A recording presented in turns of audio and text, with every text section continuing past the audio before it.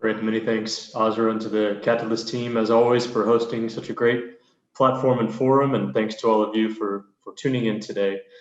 Under normal circumstances, we might be together in person or some type of hybrid, live virtual event. But for those of you based in Singapore, the situation here continues to evolve. So we'll do our best to make this a fun, interactive session virtually.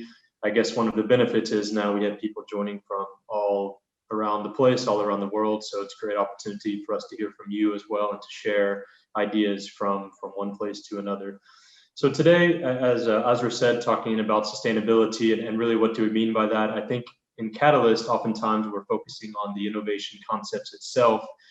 But what we'll dig into today is really the scalability of those innovation concepts through, for example, financing mechanisms.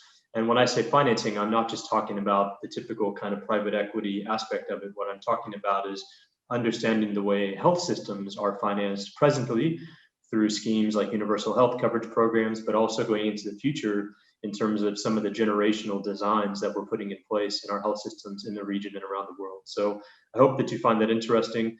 And we've come up with this kind of terminology around built to last.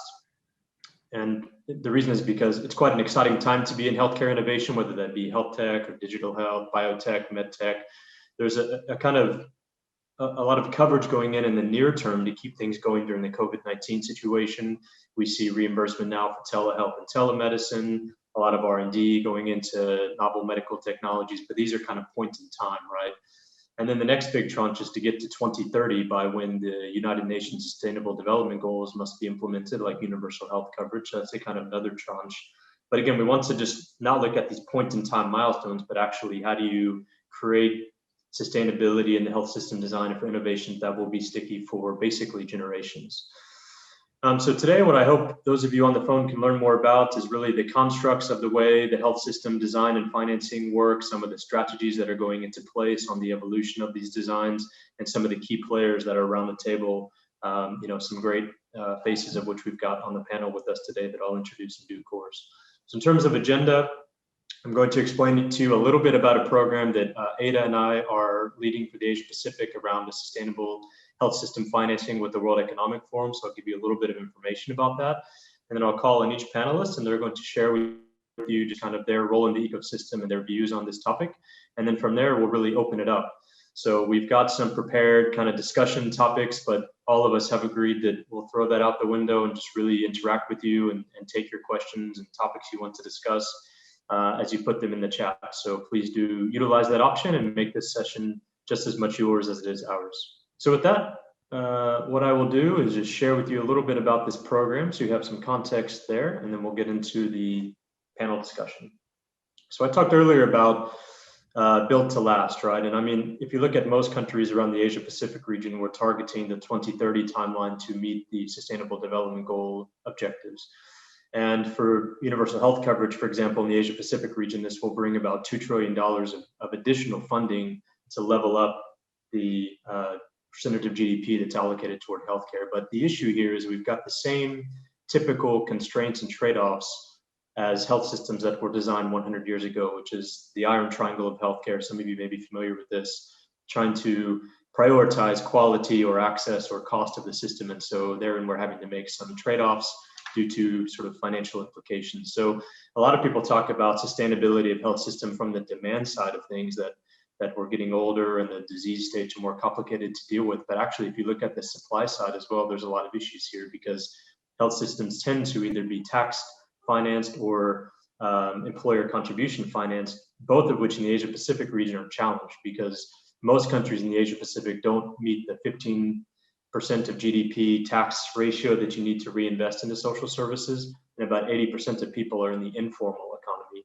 So what we have are risk schemes where people are moving in and out of the national payer programs, and there's not enough buffer there to really reinvest into our health systems and to cover the things that we need. So this is why as innovators, you feel a lot of pressure on price or getting difficulty with accessing the markets because we're having to constantly make these trade-offs. And so in the end, the biggest risk we face here is not just the 2030 goal for sustainable development goals, but actually that we're going to miss our demographic dividend period. So this is the amount of time by which the working age population is larger than the dependent age population. And some countries in the Asia Pacific have already passed this dividend period. Others are within 10, 15, 20 years of that. So now is the time to be investing smartly. And that's really the objective of the program, this World Economic Forum program. And I put the link down there at the bottom so you can check that out a bit later. So some of the things that we are working on in terms of ideas, and this is where we'll love to interact with you and hear from you as well. So we are looking at some near-term efficiency gains, so making use of the billions and trillions of dollars that are already allocated toward healthcare. So more pan-ministerial KPIs like the well-being budget in New Zealand, for example, trying to better educate around what prevention actually means. It's not just about keeping people healthy, but also the earlier screening and management of conditions so that it doesn't deteriorate. That is also a form of prevention. And even the next gen delivery model. So self-care is getting really big. Task shifting, nurse-led clinics, digital health, as many of you will be familiar with and trying to drive. And again, just trying to make better evidence-based decisions around the purchases of healthcare services and products, like the adoption of health technology assessments. But these are all kind of near-term ways to improve the efficiencies. Some of the things that we're looking at that are a little bit more kind of creative and still need more constructing, but I think are great opportunities for all of you out there to really plug in, are more creative financing mechanisms. So I mentioned earlier that a tax finance system or an employer contribution finance system are neither one are exactly fit for purpose in the Asia Pacific. There is a way to combine that, like what Japan has done, and make more of a composite model. The role of private insurance is very underpenetrated in the Asia Pacific, so there's a lot of discussions happening about how to drive that. More updated risk pooling, so maybe not by sort of demographic or socioeconomic status, but perhaps by particular disease pathways or comorbidity management. And even like what Singapore does with the nationalized health savings accounts, you put a level of individual accountability in the health system design such that people are empowered to then control the way that they use the public expenditures too. So anyway, these are just some of the ideas. Social impact bonds I didn't list here, but we're exploring as well. So a lot of financial creativity to make things more sustainable. And so this is just finally quickly an example. We put stuff like this in the report of kind of country by country, what sorts of recommendations or topics are up for discussion. So I pulled out a few here just from Singapore to kind of get the conversation going, but of course we can discuss more later. So Singapore is very interesting because if you look at the percentage of GDP allocated toward healthcare, it's about half of what is recommended for an OECD nation. Yet the quality outcomes are world-class. So you could argue that Singapore is one of the most efficient health systems and maybe a new model of health system out there for others to learn from. That being said, there is still a heavy reliance, again, on individual accountability and out-of-pocket expenditures. So we are expanding the national health insurance schemes and things like elder care investment plans, but the out-of-pocket expenditures do remain relatively high compared to some other countries. And you can see there's some opportunities here for more kind of cost-efficient ways of investing. So adult immunization remains very low, and immunization is one of the most cost-effective public health interventions of all time, but it remains relatively low compared to countries of the same socioeconomic development status. And now that there is some level of evidence-based decision-making in Singapore, how do we get to the next level of that, which is a bit more around maybe disease-specific or technology-specific, tailored HTAs, for example, for digital health or rare diseases that maybe it's not, you can't just use a general type of assessment for all sorts of technologies. So these are the discussions going on, and I'm sure my fellow panelists will have a lot of ideas and comments on this as well. So that's just the snapshot. This program is ongoing. The World Economic Forum annual meeting is, in theory, still taking place in Singapore in August. There'll be more coming out about this then, but feel free to check out the link and learn more and follow up with Ada or myself if you'd like to learn more. So what I'll do next, I'm going to stop this, and I'm just going to basically go into panel mode and ask each person on the panel to just make a few remarks, and then we'll love to hear from you, your comments and questions. While we're doing that, Azra, I think we've got a small poll, so I just want to hear from those of you out there which of these sustainable health system kind of design schemes are of most interest to you, and then we can tailor our discussion accordingly. So maybe Azra, if you can run the poll as well. So while we're doing that, let me introduce the first panelist here. I'd like to call on Ada Wong, just because she's the kind of co-lead of this program with me, so it's a natural sort of transition. So Ada is the Asia Public Affairs Head for Sanofi. She's very active in the policy space, serving on committees like APEC as well. And as I said, she's the kind of co-lead of this World Economic Forum Sustainable Health System Design Program. So Ada, I thought I'd call on you first to share a little bit more about yourself, this program, what inspired you to kind of design this program, and any other thoughts or reflections you have. Great. Thank you, Chris. And good afternoon, good day to everyone and my fellow panelists here. My name is Ada Wong. I'm the Public Affairs Head in Sanofi. It's really my pleasure to be part of today's panel discussion. As Chris mentioned earlier, never has the importance of sustainable healthcare system coming to such a strong focus given what the COVID-19 pandemic has exposed. But the sustainability of healthcare system has not been a major issue. Many countries in Asia has been facing existing challenge of aging population, increasing burden of communicable and chronic diseases. If we just take ASEAN alone, by 2030, more than 70 million people are projected to be over 65. As population ages, disease morbidity or treatment costs in the elder population are likely to rise substantially. And for us, the COVID-19 pandemic has amplified the pre-existing and underlying vulnerability of the many healthcare system. I think one of the biggest questions many people have asked is whether COVID-19 will derail the quest for UHC. Undoubtedly, as we can see from everywhere in the world, pandemic posed new challenge in maintaining the effort towards UHC, as all the attention or resources has been focused on COVID-19 response.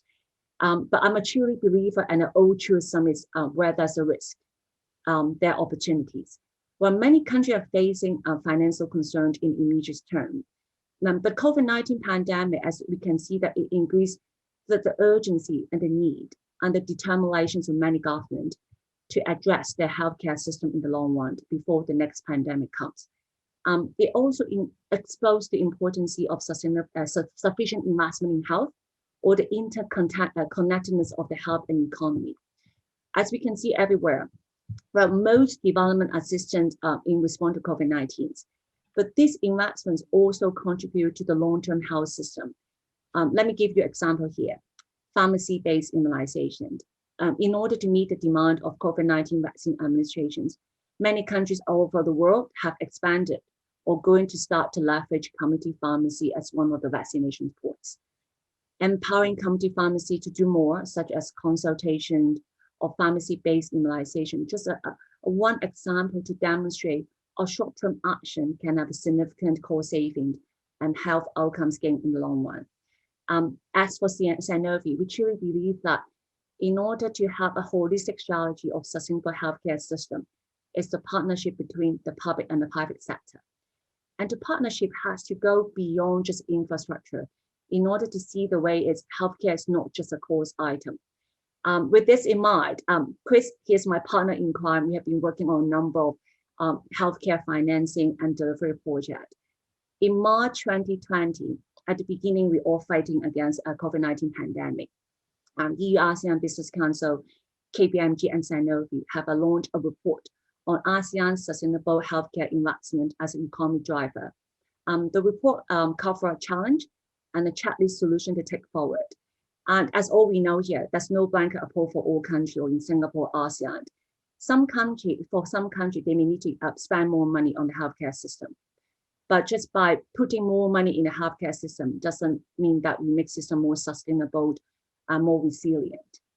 Smart healthcare spending, on the other hand, will allow us to improve the health outcomes, or it may even help to create some saving in the long term and can be reinvested for the better health.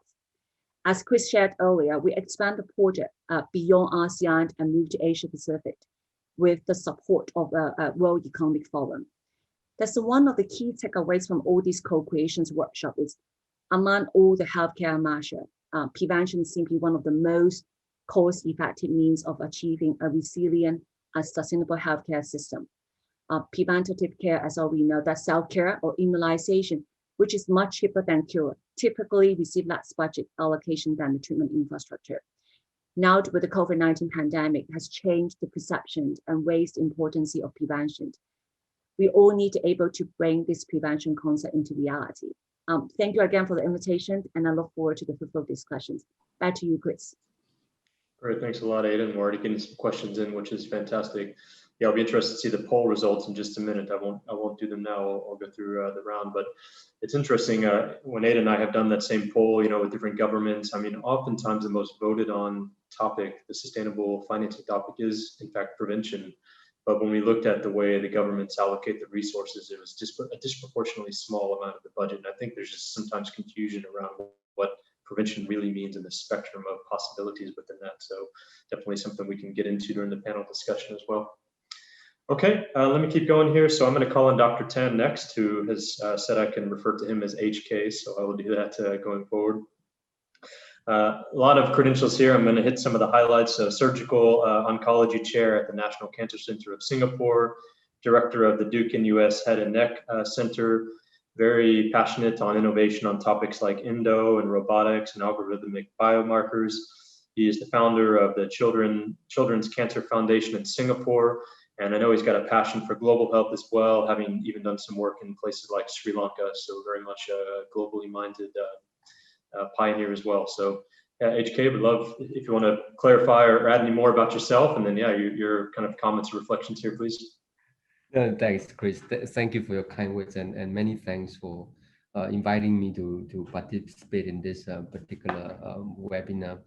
I think you know what, many of the things that you said by Chris, yourself, and Ada, I think resonated with me. I think you look at the mega trend that's going on in the last 10, 20 years. I think there are certainly two big trends that you cannot help but notice. One is that technology is advancing, and is advancing at an increasingly rapid phase, and which means that the adoption of technology and the life cycle of the product is just getting shorter and shorter.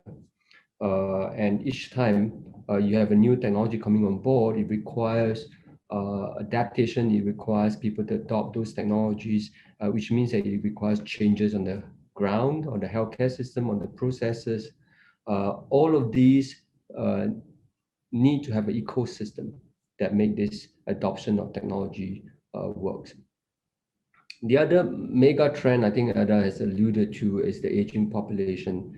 And the numbers are startling. I mean, you're just looking at Singapore. In 2010, we have something like 7.4 below 60 versus 1 above 60. That number in 2017 has reduced to 5.1 below 60 versus 1 above 60. And that's just in a short 7 years. And that trend is not unique to Singapore. Worldwide, every country and every population is just getting older, and for some, it's getting older very rapidly, China being a prime example. And of course, with the aging population, you have got increased touch point with the healthcare system. You are facing, for every single elderly that comes to the system, it brings disproportionately large burden into the healthcare system. And I don't want to use, maybe the word burden is not the right choice of word, but certainly disproportionately large number of touch points with the health system. And all of these lead to the third big trends that we see. If you Google OECD health data, and you're looking at the cost of healthcare spent in the last 40 years in the 40 OECD country, now they all have got different healthcare spend per GDP. What is interesting is that, of course, on one end of the spectrum, you have a 17.5% GDP spend on healthcare, and we all know that that's United States of America. And then on the other end, you have something like a 4 or 5% at the lower end of that range. Singapore is not an OECD country, but we are at 4.4, 4.5, round about that. But what is interesting is the trend over the last 30 years. In every single one of this country, the trend is going upwards, which means that whatever your start point is and whichever your end point is right now, at some point in time, we have to hit an inflection point, and it is not sustainable. This trajectory is not sustainable for any country of whatever the wealth level that may be. So I think for innovators and for healthcare leaders, the big question that we undoubtedly have to face and have to work to find solutions would really be, how do you deliver those care at the cheapest cost? And therefore, the whole thing about value, which is outcome over cost, will dominate, I believe, the landscape of healthcare in coming years. Whichever field of innovation that you're going to go into, um, I think you have to think about not just improving the outcome, you really have to think about how do we address the cost issues. It is definitely coming. The guy that the first mover that go into it definitely will be the one that have the first mover advantage. Maybe another thing that perhaps at this point of time, not so much talk about, but certainly something that I believe would resonate with a lot of future consumers of healthcare and future generation of healthcare workers. It's something I'm very passionate about, but perhaps in the next 5, 10, 20 years, we're certainly going to see this playing a larger and larger role. I'm referring to the impact of healthcare to our environment, to our social fabric, and it is a very big part of sustainability.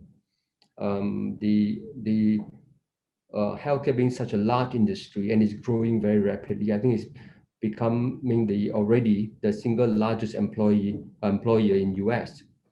We leave about a carbon footprint about 11% of all carbon generated, or carbon dioxide generated, is generated by the healthcare industry.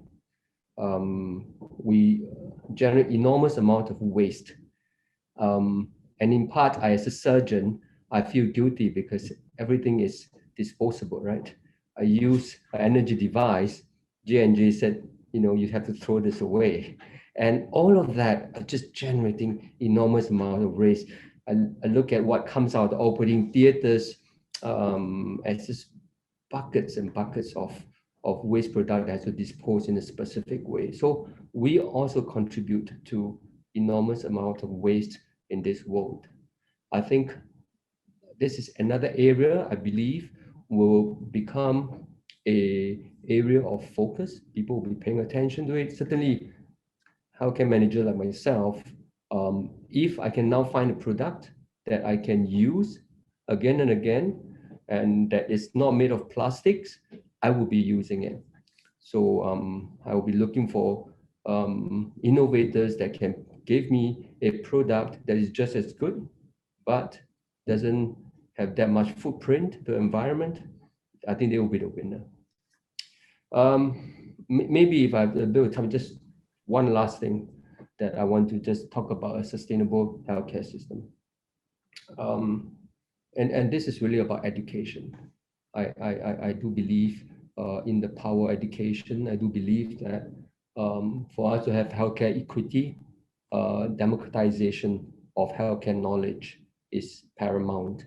How do we have platforms that allow LMICs to be able to latch on to the knowledge that's already been developed, to get accessible to those knowledge, to be able to utilize and leverage on those knowledge has been gained so that they can benefit the population that they serve, will be another interesting area, I think, that that will make the health system more resilient and certainly more sustainable.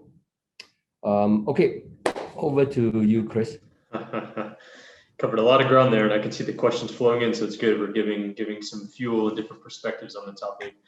I think one thing you said partway through there was great, and it kind of filters into every other aspect too, which is that, I called it the demographic dividend period, but you kind of refer to it as a bit of a bubble that will at some point have to burst as well, which is right.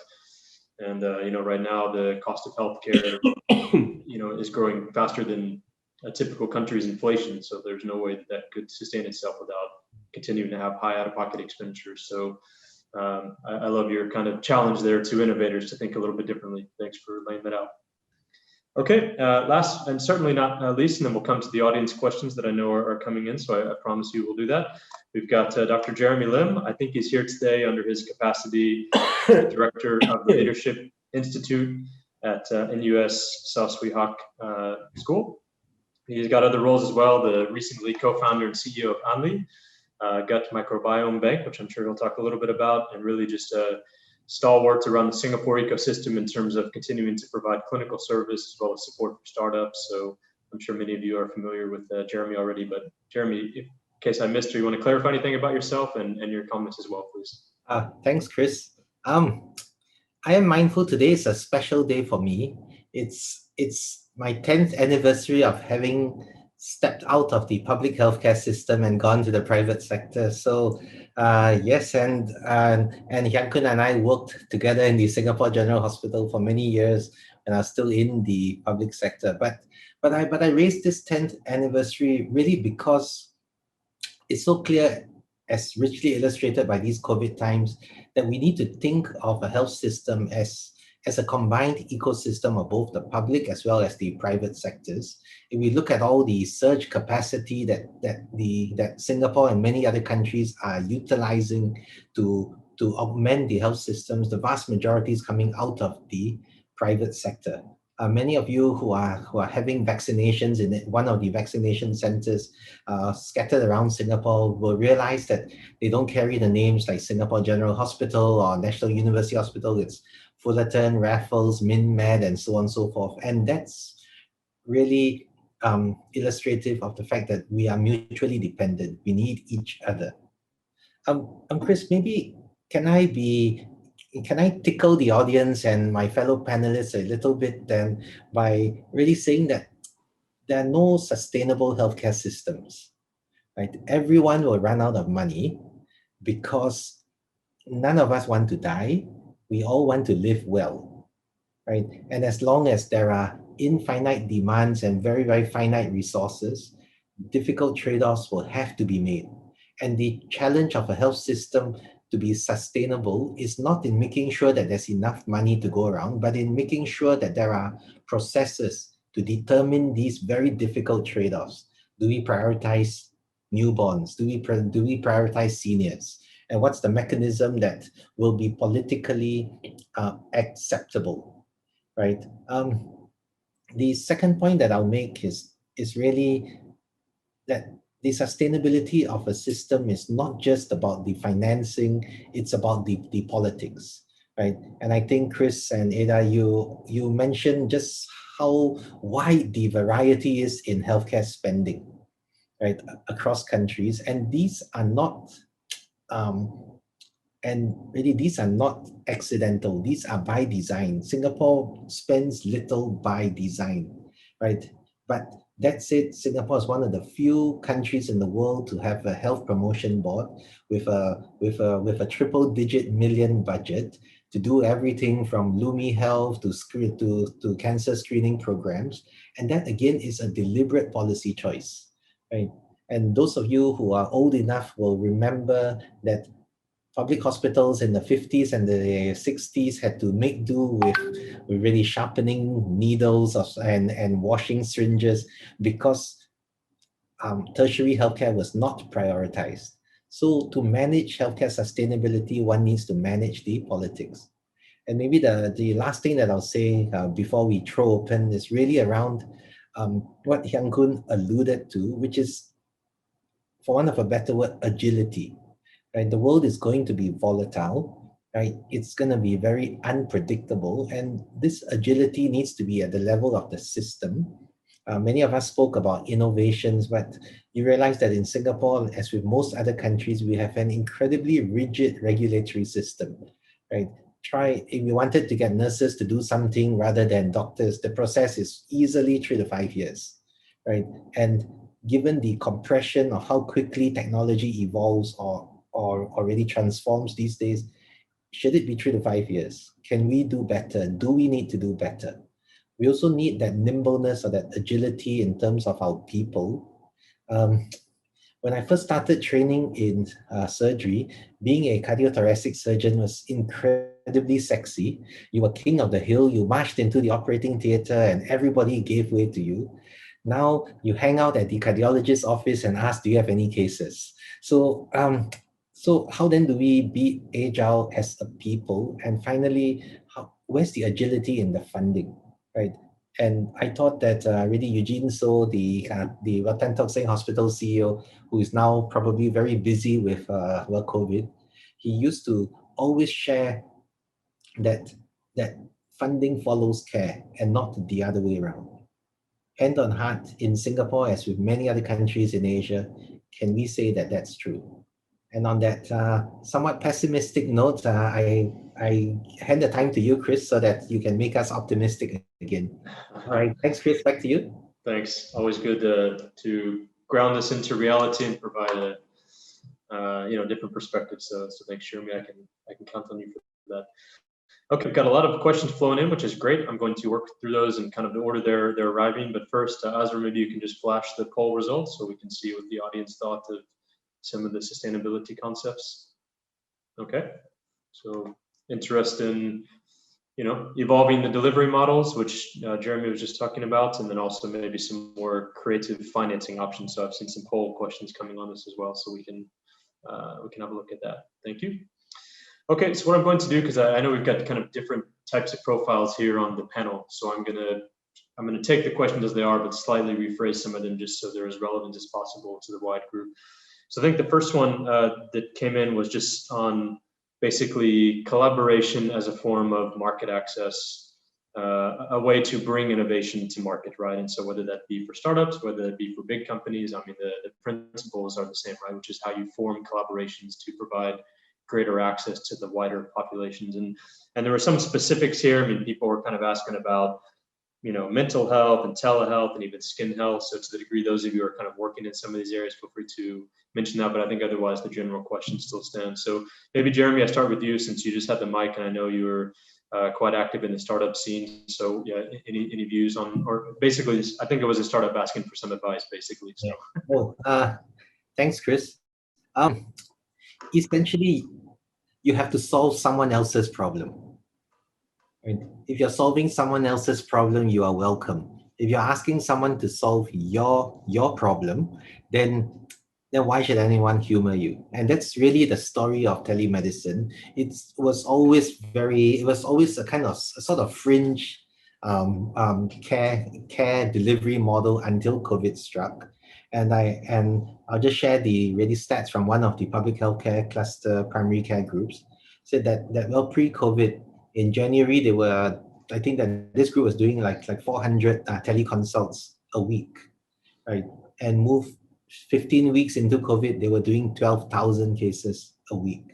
So the technology change between January and December? The answer is no, right? But did telemedicine suddenly become a problem solver for the government, a problem solver for the patient? And very interestingly here, the great convergence is that telemedicine also became the problem solver for many senior doctors who looked at the stats and said, I want to see patients, but I don't want to die either. And so suddenly telemedicine became safe enough because the alternative was so much worse. And really, Chris, I cannot overemphasize to all startups, which includes my own, that we really should be about solving other people's problems, removing the pain points for other people. And if we can do that well, then the doors will open, the funding will come in. That's a great answer. And I find sometimes even the startups, mentally they understand what you're saying, but the language being used is still not aligned to what the other party is trying to achieve. So I think that's great advice. Yeah. Before I come to Ada and talk about how a corporate works on these types of partnerships, market access, HK, any if a startup is wanting to approach you and sort of work with you, I mean, how do they actually have a collaboration like that? HK, that's to you. Are you there? I think Yang-kun's frozen. Okay, you're back. Yang-kun, you're on mute. Hi, sorry, I missed about 30 seconds of this, and I thought it was Chris. I thought the problem was with you, so now I realized it was with me. Sorry, what was it that you were asking? Yeah, we're talking about solving other people's problems, so it's come back to you on the Zoom here. Yeah, I mean, a startup was kind of putting in the chat, they're from Europe, right? They're trying to, work on the Asia markets and have a bit of market access and bring innovation to the market. So what types of partnerships do they need? How do they collaborate with health systems? So I don't know if you have any views on this, if you work with startups in this capacity, So I maybe I can give a example of something I am working on. There was collaborating with a collaborator in Duke, North Carolina, looking at a low cost nasal scope, and how that can be used in the screening of nasopharyngeal carcinoma. I'm a head and neck surgeon by training, and we know that nasopharyngeal carcinoma is endemic in this area. What is certainly interesting is that for something like this to work, the buy-in from the local community, and by that I meant not just the population, but really about the healthcare system, which are certainly directly linked with government, is very, very important. If we are working it through a ground-up approach and looking at individual hospital, I think it's very hard to climb out the pyramid and have the product escalating, or rather percolating down to the entire pyramid. I think certainly in this particular example, which we managed to successfully get a R01 grant, is because there was connection with a decision maker that in a centralized government able to drive those product and have a commitment to say, if you are able to meet the price point, we are able to help you roll out this product. I think this is important. Now, drawing another example that about 7 years ago, I was trying to set up not myself, but certainly a team of doctors in National Cancer Center Singapore, setting up a multinational trial on a treatment protocol for squamous cell carcinoma across Asia Pacific region. There are 11 countries that we're dealing with, and it was far more challenging than we thought it was, because in every single one of these countries has got a different law, and even within the same countries, in the different cities, there are different laws, and they have got different ways of practice, and effectively you end up negotiating with every single institution in a way that is very, very time consuming, but certainly something that you need to keep an eye on while you work through this region. So I would say that in Southeast Asia, broadly, you have got very centralized healthcare system that maybe you can work from the top, but equally you have system that every single institution runs their own little silo structures that you have to customize your solutions to them. So it is quite an interesting field to be in. If you have a product that even you're trying to solve people's problem, you find that their problem presents a different obstacle to you. Over. Yeah, great. That's a good segue then to kind of round out this discussion with Ada as well. So maybe Ada, from more the Sanofi perspective, for your own products innovations, you're trying to bring them to market. I mean, what types of collaborations are you forming that maybe even startups could learn from, right? Yeah, from a private sector perspective, of course, we welcomed all kinds of partnership and cooperation if we can work together. I like Jeremy's points very much, is how to solve the problem. It's not other people solve your problem, not the other way around. I love that comment. If I use telemedicine as example, during COVID-19, as all we can see that the adaptation of telemedicine increased a lot. But when you think about that, vaccination actually is hard because you can't do vaccinations remotely. But that some startup in Southeast Asia, what they have created a platform is they create online platform to do the prescription. And then this probably send some pharmacy, trained pharmacy or nurses go to your place to do the administrations. By doing that, you still have the face-to-face element, but you can save a lot of steps, and then you can still do a doctor consultations part. I think this is a great example. See how can, and we work together with this kind of startup as well.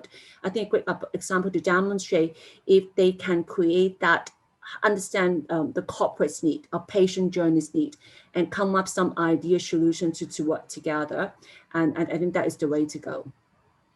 Yeah, great. And I'll just finish this off by saying one thing about mental health as well, because it's an area that I'm working. Sorry, Jeremy, I'll come to you in a second. But I think too, you just have to be creative about the types of partnerships that you can form as well. I mean, employers roll out these programs for their own employees, right? There's insurance benefit management companies. There's ride-hailing companies that are trying to better screen their drivers, right? So, you don't have to be kind of constrained by the typical channels as well. There's a lot of creativity going around right now. Sorry, Jeremy, go ahead, yeah. No, I just wanted to round off Ada's comments around as mercenary and as calculative as it sounds, you got to solve problems of people who matter, right? And the unfortunate reality, and something that I learned when I moved into healthcare management, which I learned again when I moved into management consulting, is who signs the bloody checks? And these are the guys who matter. Right. So the unfortunate reality is that startups, by definition, are very resource constrained. We don't have time to save the world or solve all of the world's problems. We got to find one problem, a guy who will sign a check and really bang on the door until the door falls down or someone opens the door. Back to you, Chris. Very good. Well said. Okay, let me take another.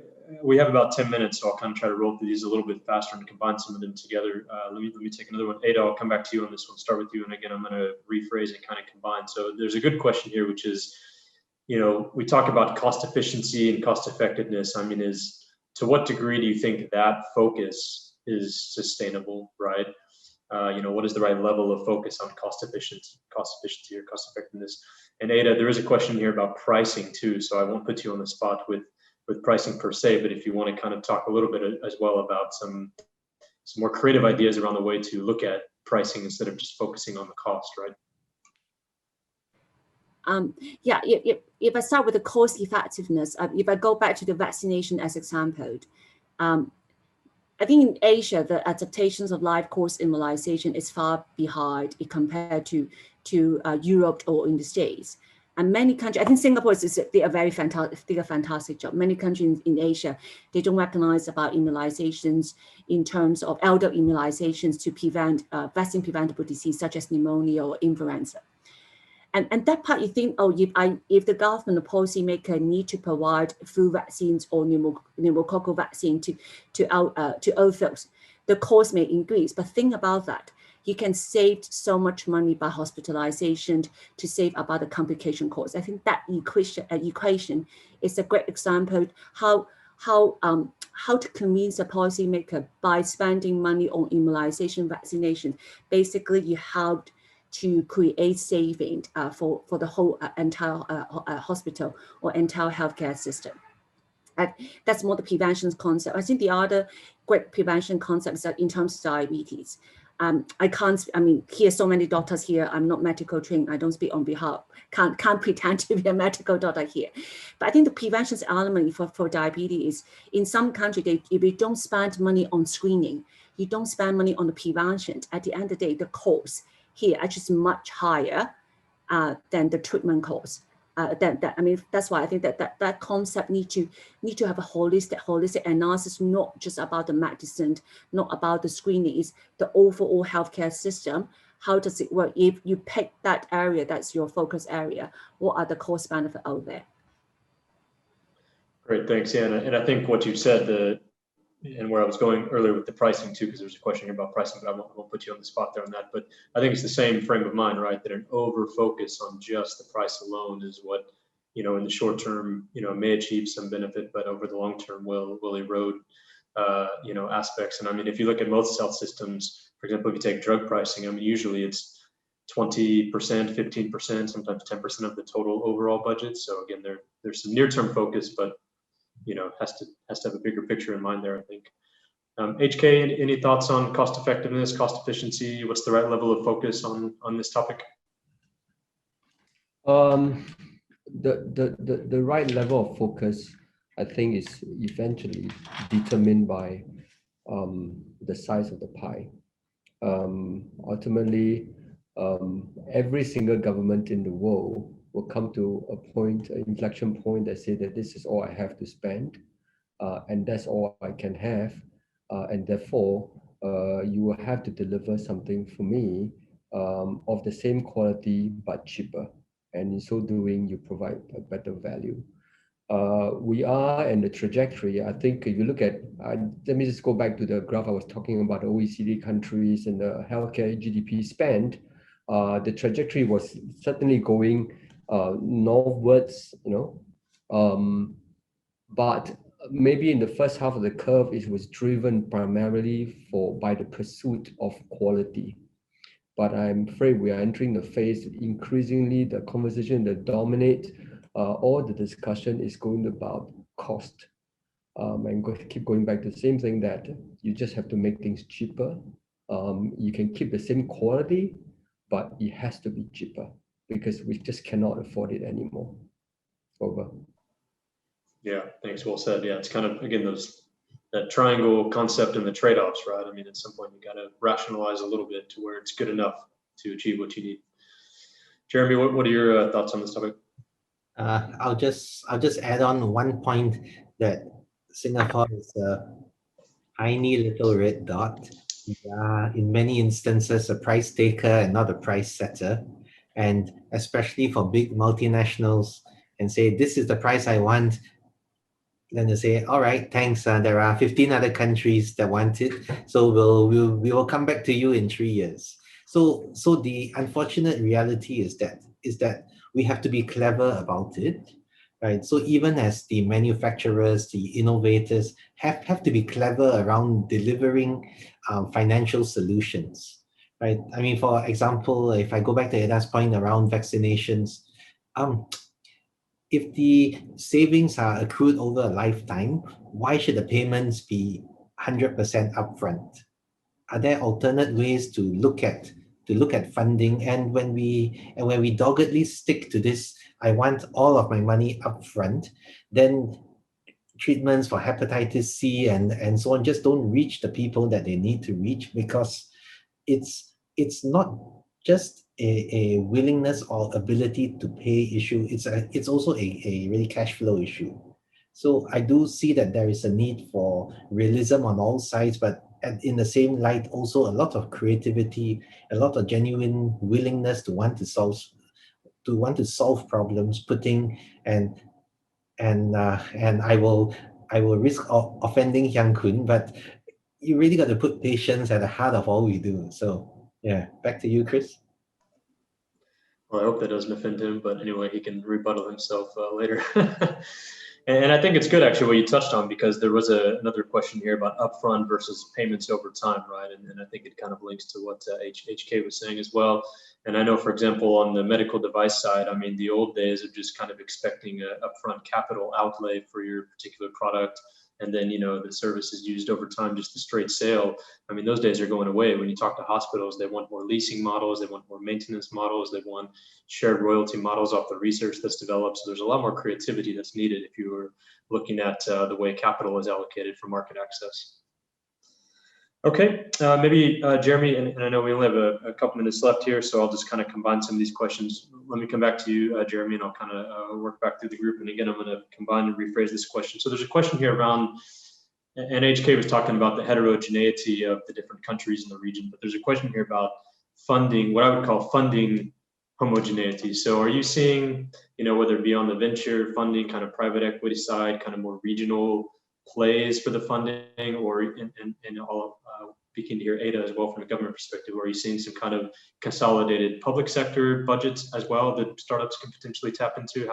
What's your kind of go-to-market strategy here, you know?